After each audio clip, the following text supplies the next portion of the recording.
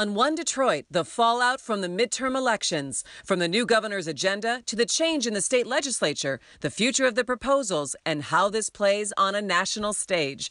Nolan Finley and Stephen Henderson help put it all in perspective. I'm Christy McDonald. One Detroit is coming up.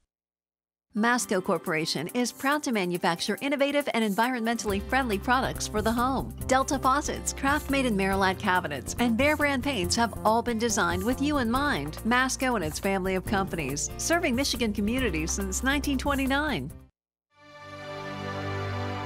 I have a question. Who wants to go first? To win? Who wants to grow our business? Who wants to make more money? Who wants more job opportunities? If you want Michigan to compete and become a top 10 state, raise your hand. Together, we've turned Michigan around and started moving forward. Now help us build a stronger Michigan than ever. Raise your hand at strongermichigan.com. Support also provided by the John S. and James L. Knight Foundation, Detroit Journalism Engagement Fund, and the Bill and Shirley Fox Fund for Leadership and Public Affairs Programming at Detroit Public TV.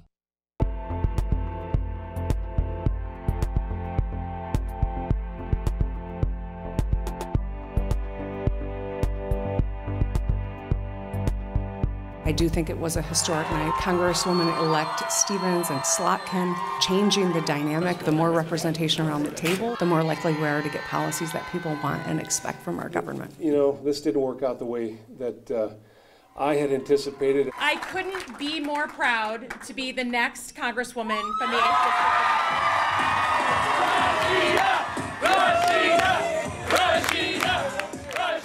An election that made history in Michigan. Welcome to One Detroit. I'm Christy McDonald. Thanks so much for joining us. From record turnout to the number of women taking office to seats that flipped parties, change is here. And starting at the top office in the state, Gretchen Whitmer will be Michigan's next governor, Garland Gilchrist, the state's first black lieutenant governor. And the list of things Whitmer wants to do is long, and she's ready. The voters of the state voted to reject bigotry and hate. They voted to reject the divisive politics that seem to be permeating everything, to reject, agendas that don't actually put our kids' education first or fix problems. They voted to reject attacks on women's health and the health care that we all have come to appreciate here in the state of Michigan. And we voted for clean drinking water and safe roads, affordable car insurance, and a level playing field. And I feel so great about the result and so determined to start building partnerships with my partners in the legislature. That's going to be critical. Like I said, we've got just 55 days until January 1st, and so I'm excited about starting a transition and building the team that I will take in with me into the governor's office. So, for the people of Michigan, for those of you who voted for me, I thank you for your support. For those of you who didn't vote for me, I want you to know I'm still going to be working for you. I will work for everyone in this state. Our governor's office doesn't belong to a person or a political party. It belongs to you. And you are the ones that I'm going to work for every single day as your governor. So, to those whose support I have yet to earn, I want you to know there is a seat at my table for everyone who is genuinely interested in solving problems. Whitmer's win at the top of the ticket signaled a Democratic flip. Jocelyn Benson won Secretary of State, Dana Nessel, Attorney General. 2 key congressional seats also flipped, but it was a long wait for the final numbers, especially in the 8th Congressional District between incumbent Mike Bishop and Democrat challenger Alyssa Slotkin. It wasn't until 1 in the morning that Slotkin finally declared victory. This is what happens when you set a goal. I just got off the phone with Alyssa Slotkin. I wished her well and let her know that we want to work with her in the transition period. After months of tough campaigning, door knocking, nasty and constant TV ads, Alyssa Slotkin ousted incumbent Congressman Mike Bishop. We have to model the behavior that we want our friends and our family and our kids to believe in. I want to say a word to Mr. Bishop, to Mike Bishop, okay? He and his family have been in elected office for a long time. We thank them for their service. We thank them for their service. And certainly, Dave and I know just how hard it is on families. So to his wife, Christina, and to his kids, we thank them for doing and standing up for their country, because they did that. What we got to do is forgive and move on and seek peace. Michigan's congressional seats were part of a national play to gain Democratic control in the U.S. House. And the closely watched campaign in the 8th brought international interest. Sky News from England, a reporter from Tokyo. I am very happy to announce that I think as of today, my dad no longer has to threaten shooting the television for seeing those attack ads. I would ask you in the future that you turn off your TVs, you turn off the social media, and really remember why we're in this in the first place, and that's for love of country. The attack ads in the 8th were not unique, but part of a larger look at the tone of this election season. No one would have ever expected that there would be tens of millions of dollars spent on a United States House district. You know, it was scurrilous in many ways, attacks on me, lies, deception, you know, all of that weaponized by tens of millions of dollars. So, you know, they really wanted the seat bad, and they found a way to get it, and that's just the way that works. Now Alyssa Slotkin will go to Washington, D.C. You have flipped the seat. I could not be prouder to be going to Washington in a couple of months.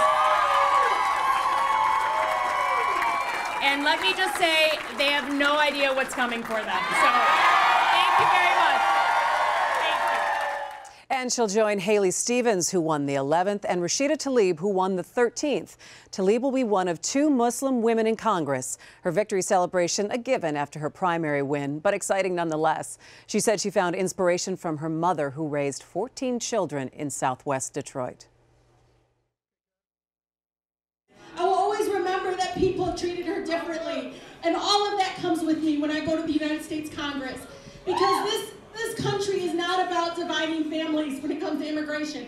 It's not about walls. It's not about all of the hateful things when you think about immigration. It's about the fact that my mother can stand here in the United States of America and watch her daughter become a member of the United States.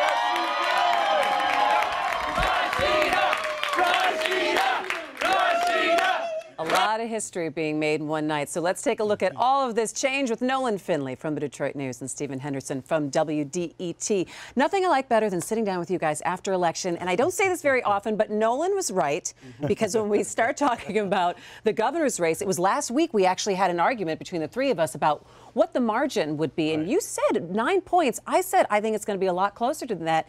But boom, Nolan. Well, that's what our pollster, Richard Schuba, was telling us, that they would be. He was thinking a +7, +9 Democratic turnout. And as we've looked at the numbers from past election, Republican turnout is, as you know, they operate within a narrow range, Republicans do, in terms of turnout. Their turnout, upper level, 1.8 million. That's what Snyder got when in his first election, when he beat Verge Bonero. That's what Bill Schuette got Tuesday night when he lost. It was all about Democratic turnout. Democrats control their own fate in Michigan. When they turn out big, they always win. Well, this was the largest margin that we've seen in a very, very long time. But taking a step back, Stephen, what does Tuesday night really say about what we believe in, what we stand for in the state of Michigan? Oh, I don't know. I mean, I think there are a lot of messages and sub-messages and subtext. I mean, I think especially when you pull the lens back and look at the national picture as compared to what happened in Michigan, there wasn't a whole lot of two-sidedness to what happened here. I mean, if you think about it, if you were a Republican, you woke up Tuesday morning in control of every part of state government from top to bottom. By the time the night ended, the only things you had left were the legislature and the Supreme Court.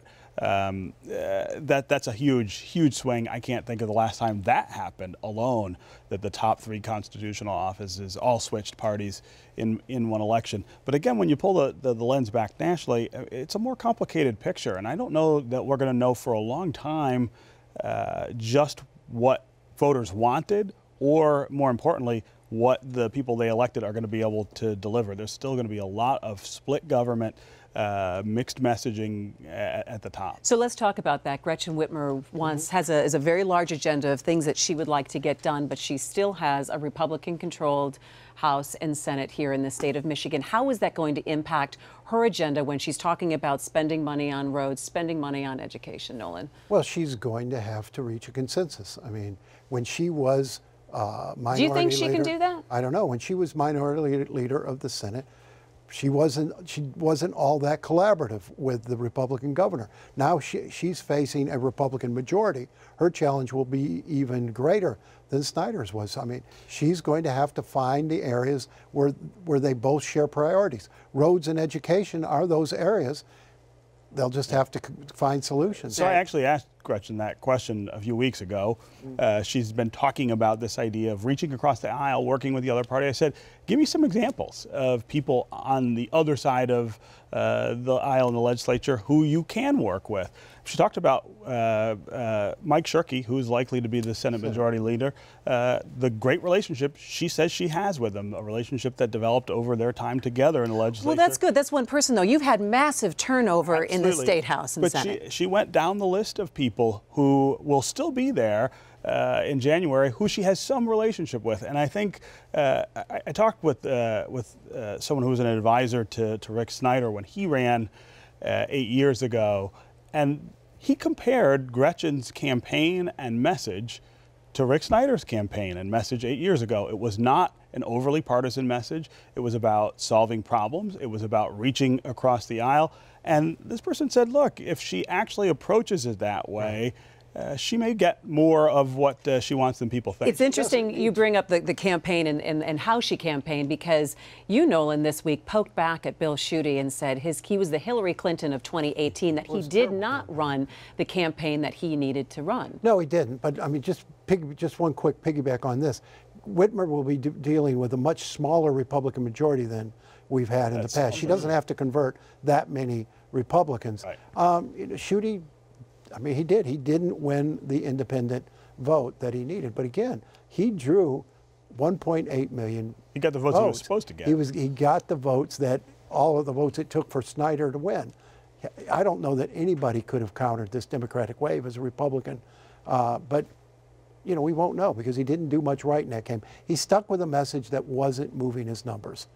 You know, he stuck with this Whitmer grand old message. Yeah. That turned women voters off, and women voters came out in droves. Yeah, they sure did. He never addressed his own likability issues. There were a lot of Republicans even who didn't like Bill Schuette. He never addressed the things about him he needed to address. He was attack, and it didn't work. He had to sell himself. You know, I think everyone around the country is busy looking at their own state and how their own voters turned out and what kind of changes they have at their state level. But when you have Whitmer and you have Jocelyn Benson, you have Dana Nessel now on those top jobs in the state, what does this make Michigan look like to the rest of the country, Stephen? Well, I mean, first of all, the fact that they're all women is huge, right? That sends a really, really strong message about the power of female voters, the power of female representatives in our state. I think that you will see some tensions arise between Whitmer and Nessel,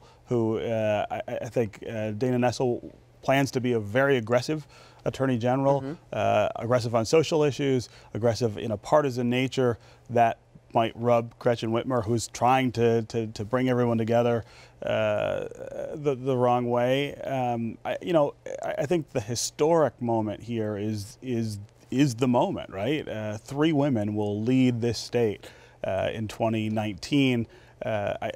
Who would have thunk, 8 years ago that this is where we have a lot of people saying it's about time. Nolan, how does this make Michigan look? Well, I don't know. I mean, it'll depend on how they govern.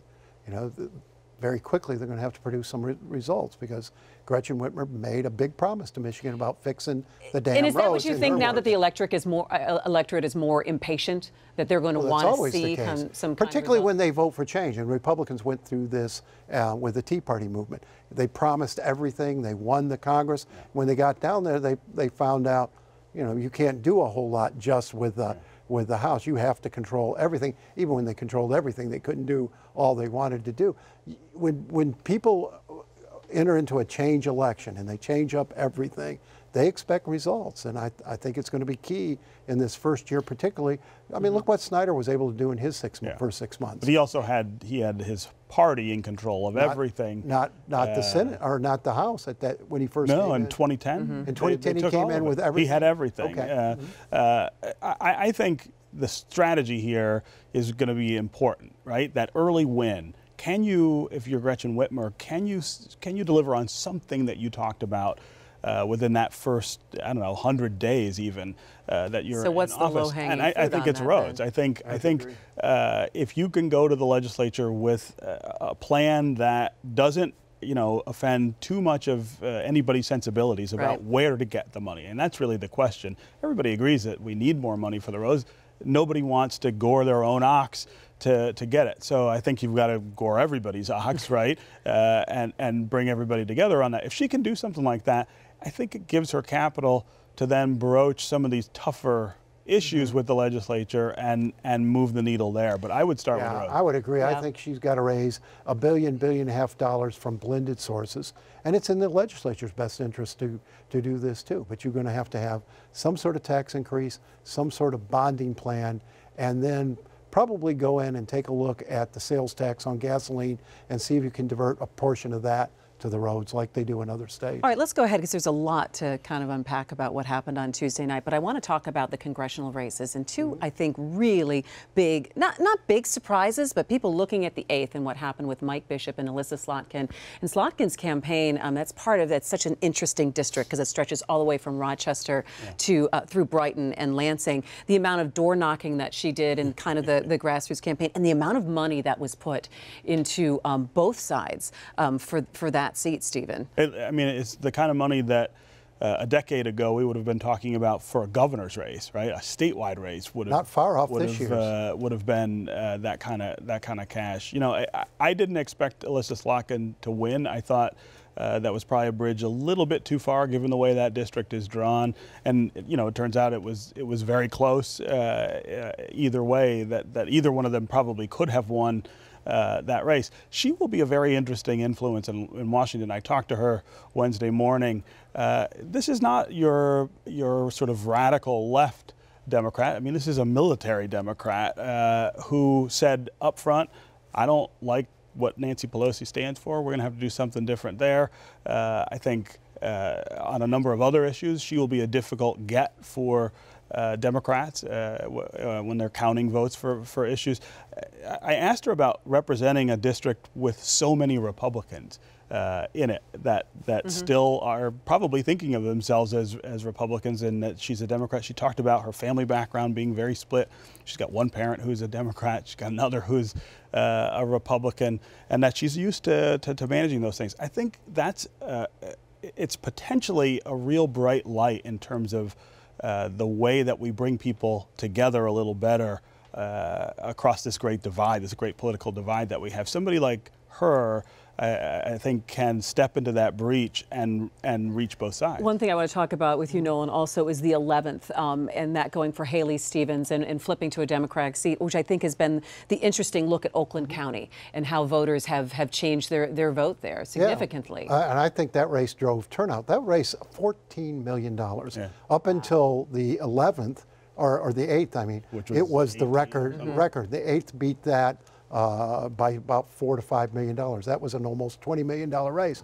Two-thirds of it spent by the Democratic candidates, and the spending washed out, the turnout washed out people in other Republicans down the ticket. Laura Cox, Marty Nolenberg, the Oakland County Commission. This is the first time since Brooks Patterson has taken office that he won't. They have Democratic control in the Oakland County Republican Commission. But I think that reflects. I think that actually reflects some demographic shifts that have been at work for a while in Oakland County. It's been a long time coming, partially because of the way people draw lines, right? Which is another big change we had on Tuesday. We're not going to be able to do that anymore. By the way. But Oakland County has been more Democratic in its makeup than it has been in its representation for a long time. Is it a majority Democratic county? This time it was. I don't know if it is forever. But I think this is something we probably should have seen before now. I know in my district, state House-wise and state Senate both flipped. Yeah, and again, this was an extraordinarily turnout year. Yeah. If you get a normal turnout year, what happens in those districts? I think they're still majority Republican districts. It may be. Let's look at the proposals really quickly. Proposal 1, legalization of marijuana, and it's always funny, like when you see local reporters who are out at the parties watching the results come in. The person from one television station I saw, they were already lighting up at the pro marijuana party. January or whatever, right? Exactly. But that is going to be a significant change for our state. Well, it's going to be a regulatory nightmare. They've had 10 years to get medical marijuana regulations right, and they're still fighting over it. What I'm afraid of, because you see this movement, the opposition says now they're going to shift to try to get zoning ordinances against these marijuana shops. They're all going to end up in Detroit, just like the medical marijuana ones did. And I don't think that's what the people intended, that they would all be in one place. I think they should be spread out. I think that 61% of the vote, right? I mean, it's very popular, and there was never a question about that. I was really struck in the last few weeks of the campaign by the move by Detroit ministers to come out and say, we don't want this. We don't think this is great from a cultural perspective in the city of Detroit. And some of what they're objecting to is exactly what Nolan is talking about. The concentration of these businesses in the city will make it look different to Detroiters than it does for everyone else. And we didn't get a chance, because this was a referendum, we didn't get a chance to really talk about that and maybe come up with some ways to mitigate that. And I think that it's unfortunate, because I think you can support the right to do that and be concerned about the effect in different parts of the state. Through legislation, you can figure that out. Through referendum, it's take it or leave it. Do you think we're not prepared? Well, I know we're not. I think we're really not prepared. And this proposal was written by the people who stand to profit from a 10% tax rate on marijuana. That's half the rate in other states. It's a third of the rate of what's on liquor. The name of it was regulate marijuana the way you do alcohol.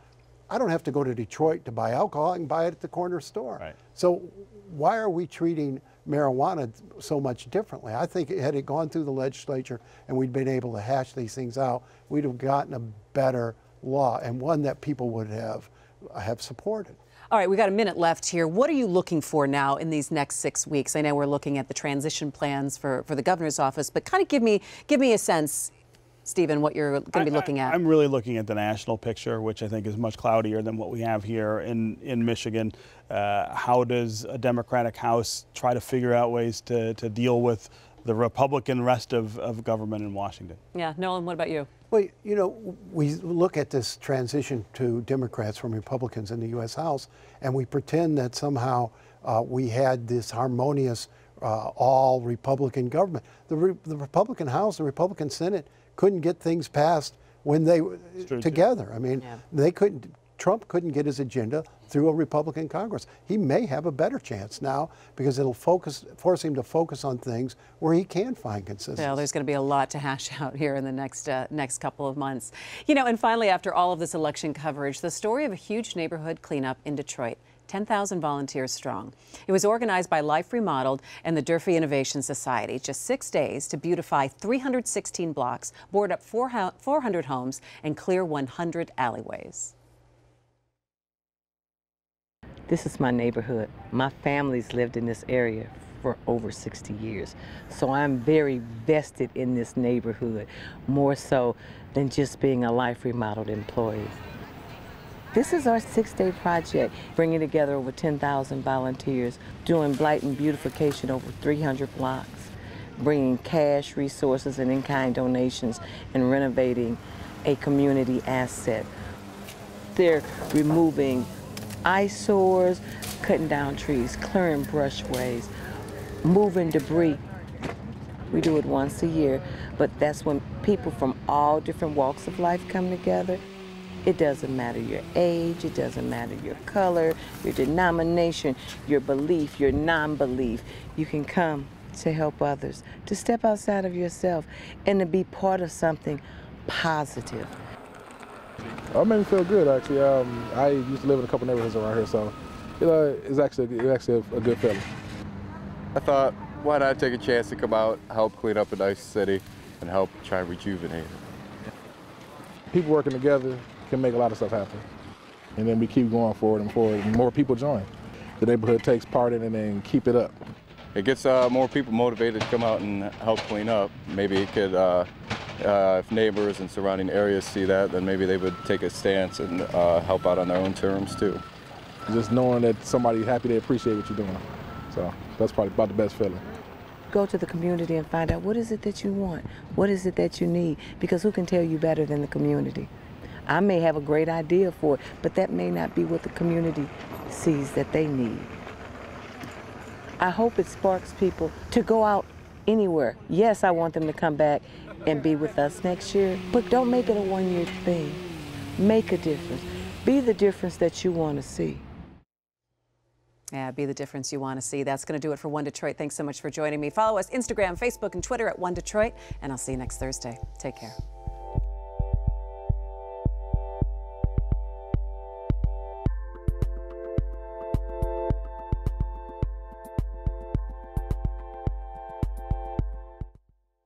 Masco Corporation is proud to manufacture innovative and environmentally friendly products for the home. Delta faucets, craft-made in Maryland cabinets, and Behr brand paints have all been designed with you in mind. Masco and its family of companies, serving Michigan communities since 1929.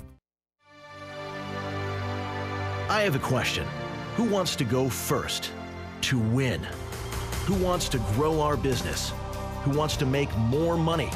Who wants more job opportunities? If you want Michigan to compete and become a top 10 state, raise your hand. Together, we've turned Michigan around and started moving forward. Now help us build a stronger Michigan than ever. Raise your hand at strongermichigan.com. Support also provided by the John S. and James L. Knight Foundation, Detroit Journalism Engagement Fund, and the Bill and Shirley Fox Fund for Leadership and Public Affairs Programming at Detroit Public TV.